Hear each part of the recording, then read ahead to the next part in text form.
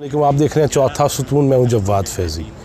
नाज़रीन, हमने गुज़िश्ता रोज़ भी ये बात की थी कि मोटरवे पुलिस का किरदार क्या रहा। एक ख़ातून की बच्चों के सामने आबरू असमत रेज़ी की गई और उस पर आज तुरफ़ा तमाशा ये कि मोटरवे पुलिस का ये कहना कि हमारी हद नहीं लगती।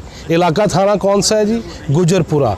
अब मेरे नज़दीक एक टेक्निकली सवाल ये है हुकाम बाला से और मवासलात वालों से, मोटरवे पुलिस से और दीगर जितने भी हमारे इदारे हैं, एजेंसीज़ हैं सिक्योरिटी, उनसे कि अगर लाहौर रिंग रोड सैकड़ों किलोमीटर की बना दी गई है, उस पर फेंस लगा दिए गए हैं, जंगले लगा दिए गए हैं, जाले फिक्स कर दिए गए हैं, जालियाँ फिक्स हैं उस पर, और अगर वहाँ कोई मसला हो जाए तो गुजरपुरे थाने का बंदा वो फलांग के अंदर आएगा?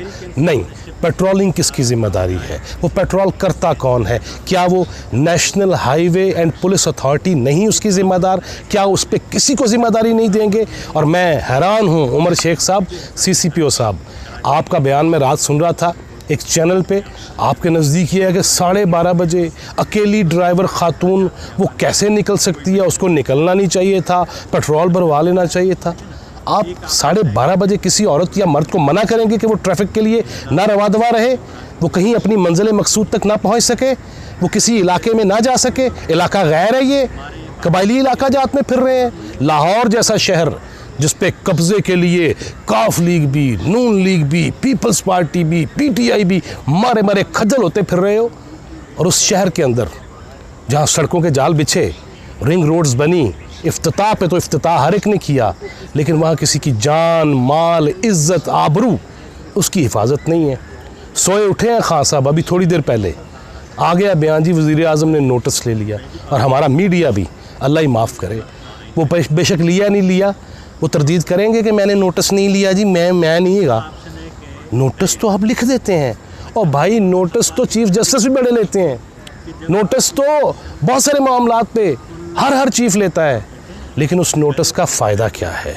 और मैं एक बात और, वो ये कि पूरी दुनिया में किसी बच्ची के साथ, किसी बच्चे के साथ, किसी खातून से ज़्यादती हो जाए, उसकी तस्वीर शाया नहीं होती। अभी तक अल्हम्दुलिल्लाह कोई चीज़ सामने नहीं आई, उस खातून को मज़ीद दागदार नहीं किया गया, उन बच्चों को मज़ीद जहनी मरीज़ नहीं बनाया गया। लेकिन अगर जो रिपोर्टर और कैमरामैन उनके पीछे भाग रहे हैं ना कि किसी तरीके उस औरत दी फ़ोटो, उसके महल्ला, उसका घर, उसका ख़ानदान, उसके प्रॉब्लम, वो ना करना, ये सबसे बड़ी बददियानती होगी। चौथा सुतून के अंदर ये भी मेरा फ़र्ज़ है, हमारा फ़र्ज़ है, मेरे मीडिया कलीग्स जो हैं, मेरे साफ़ी कलीग्स जो हैं, उनका ये फ़र्ज़ है, खुदा के लिए ये मत करना। मुझे बैरूनी दुनिया के बहुत सारे वाक़यात याद हैं। हराम है अगर उस बच्ची का कोई चेहरा भी दिखा सके। हम यहाँ कसूर की ज़ैनब को भी दिखाते चले गए, हम यहाँ मर्दान की फ़लाँ बच्ची को भी दिखाते चले गए, हम यहाँ कराची की मरवा को दिखाने के चक्करों में भी हैं, हम यहाँ, खुदा का नाम है, उसके बहन भाइयों को तो ज़हनी मरीज़ ना बनाओ। हर बच्चे को तो मत दिखाओ कि इनसे पूछना है तेरी भैन नल की हो यासी। वापस आते हैं, ये वाक़या पूरी दुनिया में मशहूर हुआ। इसमें तो किसी मीडिया हाउस का किरदार नहीं है, इसमें तो कोई बगावत का केस नहीं है, इस पे तो डॉन लीक्स नहीं है। अभी तक अगर IG साहब और फिर वज़ीर आला का बयान भी, मैंने पहले भी एक दफ़ा कॉलम में लिखा कि हम जब से मैंने होश संभाला तब से, जब से उर्दू पढ़ना शुरू की तब से, जब से जर्नलिज़म में आया 30 साल पहले, तब से लिख लिख के मेरी उंगलियां छोटी हो गई हैं, नाखून खा खा के थक गई हैं, ये आसाब शल होने लग गए हैं। हर हुक्मरान, हर जिम्मेदार यही आहनी हाथों से निमटा जाएगा। वो किधर गए साहिवाल वाले? वो बच्चे कहाँ गए? वो किधर गए सारे?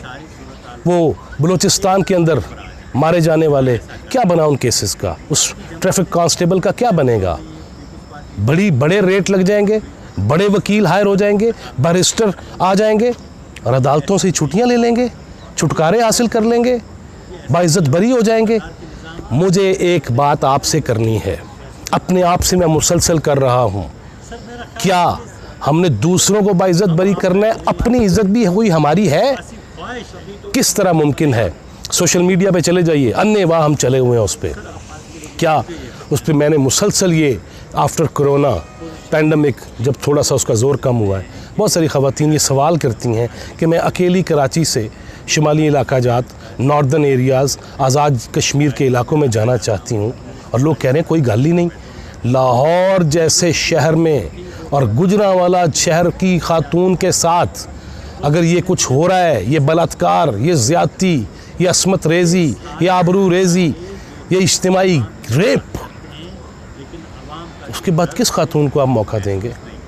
और ख़ुदा के लिए ये ड्रामास के अंदर सिर्फ हसद, माशूकियाँ, लाइन से परे हटके ख़वातीन से ताल्लुक़, ख़वातीन के गैर मर्दों से ताल्लुक़, ये सोशल मीडिया, इस पे फहश वीडियोज़, गंदी तस्वीरें, इस पे पोर्नोग्राफ़ी, इसका कोई इदारा नहीं है।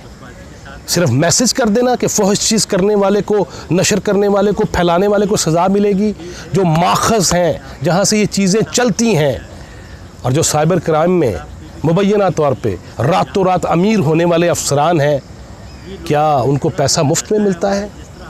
क्यों हम इस पे गौर नहीं कर रहे?